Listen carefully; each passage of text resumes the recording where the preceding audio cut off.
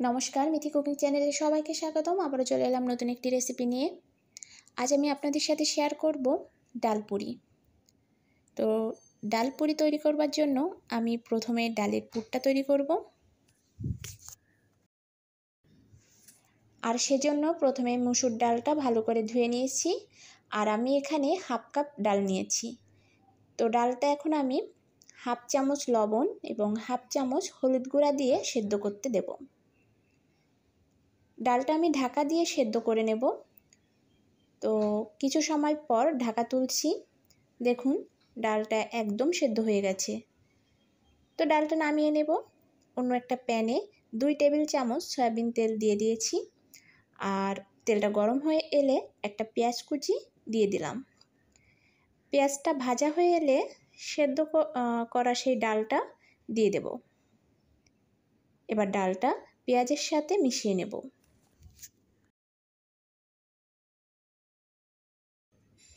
আর এবার দিয়ে দেব 1 চামচের মতো ভাজা জিরার গুঁড়া। আমি জিরাটা কড়াইতে একটু তেলে গুঁড়া করে নিয়েছি। আর নিয়েছি 4টা শুকনা মরিচ, কড়াইতে একটু তেলে হাতে গুঁড়া করে নিয়েছি। তো এই 2টা উপকরণ দেবার পর ডাল ভালো করে এটা নাড়াচাড়া করে নেব। তো ভালো করে আমি নাড়াচাড়া করে রান্না করে নিচ্ছি। এটা ততক্ষণ সময় ধরে রান্না করব যত সময় পর্যন্ত এটা একটা আঠালো ভাব না হয়। তো আঠালো ভাব না হওয়া পর্যন্ত আমি ডালটা রান্না করব। তো বেশ কিছু সময় রান্না করার পর দেখুন ডালটা কেমন আঠালো হয়ে এসেছে। এখন এই পর্যায়ে আমি নামিয়ে নেব।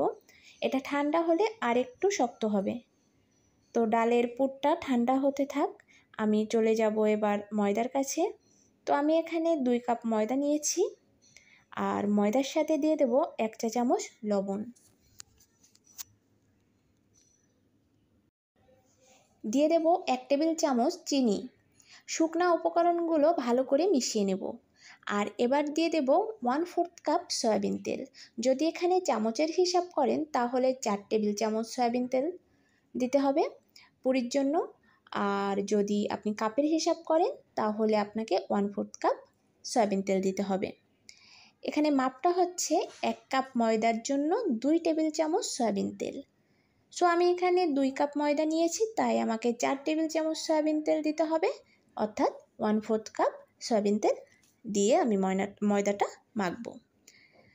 তো এবার ভালো করে আমি ময়দাটা তেলের সাথে ঘষে ঘষে মেখে নেব। তো এবার একটু মুট করে দেখাই। দেখুন মুট করলে এটা কিন্তু দলা পেকেই আছে। তো দলা পেকে থাকলে এটা বুঝতে হবে পারফেক্ট। তো উপকরণ মেশানো পারফেক্ট আছে। এখন আমি অল্প অল্প করে জল দিয়ে, নর্মাল জল, তো এটা জলটা দেব আর একটা সফট ডো তৈরি করে নেব। তো আমি অল্প অল্প করে জল দিয়ে একটা সফট ডো তৈরি করে নিয়েছি।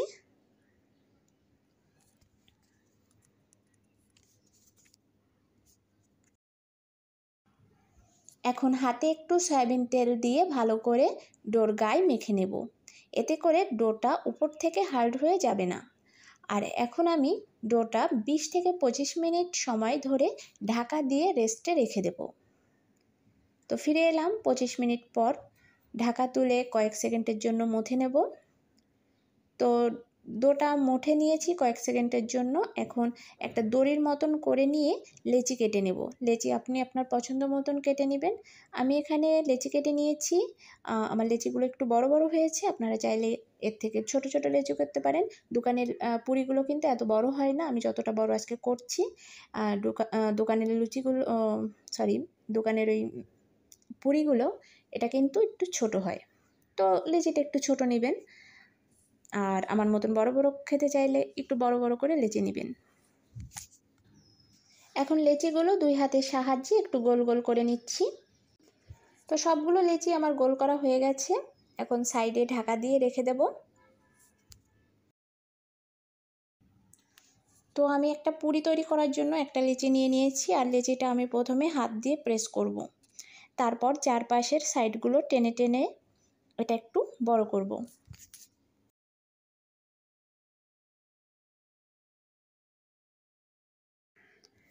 তো দেখুন আমি একটা বাটির মতন তৈরি করে নিয়েছি, তবে মাঝখানটা মোটা রাখতে হবে কিন্তু। এখন ডালের সেই পুরের মাঝখানে অর্থাৎ এই বাটিটার মাঝখানে দিয়ে রুটিটা বা বাটিটা একটু আটকে নেব। তো হাতের সাহায্যে আমি এটা যতটা সম্ভব আটকে গোল করে নিচ্ছি। এটা আপনারা দেখলেই বেশি বুঝতে পারবেন। আর এভাবে আমি সবগুলো করে নেব। তো আমি সবগুলো করে নেব, আর করে নিয়ে এটা আমি ঢাকা দিয়ে সাইডে রেখে দেব। তো দেখুন সবগুলা লেচির মধ্যে আমি পুর ভরে নিয়েছি। এখন বেলে নেব, তবে একটা একটা করে বেলবো, বাকিগুলো কিন্তু সাইডে ঢেকে রাখবো। আর বেলার জন্য আমি একটু তেল নেব। এখানে কিন্তু আপনারা তেলটাই নেবেন, ময়দা আটা এগুলো নয়। তেলটা ইউজ করলে আপনার লেগে যাবে না, বা বেলুনিতে আটকে যাবে না, বা পুর বের হয়ে আসবে না। তো বেটার হবে তেলটা ইউজ করা।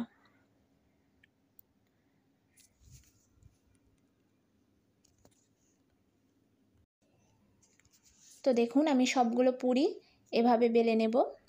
এটা কিন্তু তাড়াহুড়ো করে নয়, একটু আস্তে আস্তেই বেলতে হবে, যেহেতু এটার ভিতরে পুর ভরা আছে। তো সাবধানতার সাথেই আপনাকে বেলতে হবে, তাড়াহুড়ো করে নয়। তো আমি এভাবে সবগুলো পুরি কিন্তু বেলে নিব।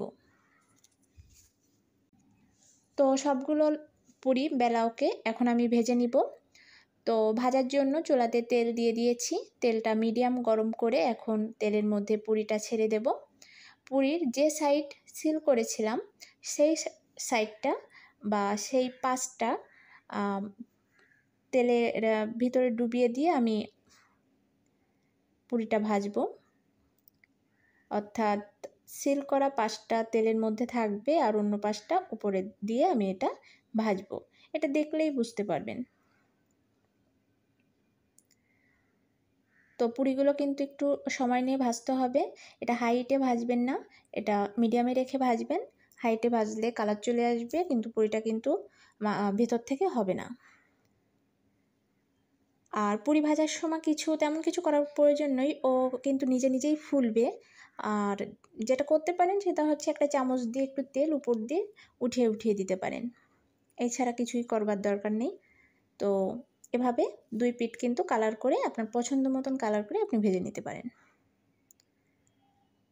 তো আমি এখানে সবগুলো পুরি ভেজে নেব। তো আমি মিডিয়াম ফ্লেমে রেখে সবগুলো পুরি ভেজে আপনাদের পরিবেশন করে দেখাবো। তো সবগুলো পুরি ভেজে নিয়েছি, আর একটা একটু ছিঁড়ে দেখাই। দেখুন কতটা ফুলেছে, আর পুর কিন্তু ভিতরে আছে, বাইরে বেরোয়নি। একটা পুরিরও পুর বাইরে বেরোয়নি, সবগুলো পুরি এর পুর ভেতরে সুন্দরভাবেই আছে। আর দেখলেই বুঝতে পারছেন, আমি ছিঁড়ে দেখাচ্ছি এটা কতটা ফুলেছে। আমার পুরিগুলো কিন্তু দোকানের পুরির থেকে স্বাদে কোনো অংশে কম হয়নি, তবে যেটা হয়েছে সেটা হলো সাইজে একটু বড় হয়ে গেছে। তো আপনারা লেচিটা একটু ছোট নেবেন, পুরিটা একটু ছোট হবে, ঠিক দোকানের মতো। তো আমার পুরিটা একটু বড় হয়ে গেছে। তো আজকের রেসিপিটি যদি ভালো লেগে থাকে তাহলে প্লিজ লাইক কমেন্ট শেয়ার করুন, সাবস্ক্রাইব করে চ্যানেলটির পাশে থাকুন। আর হ্যাঁ,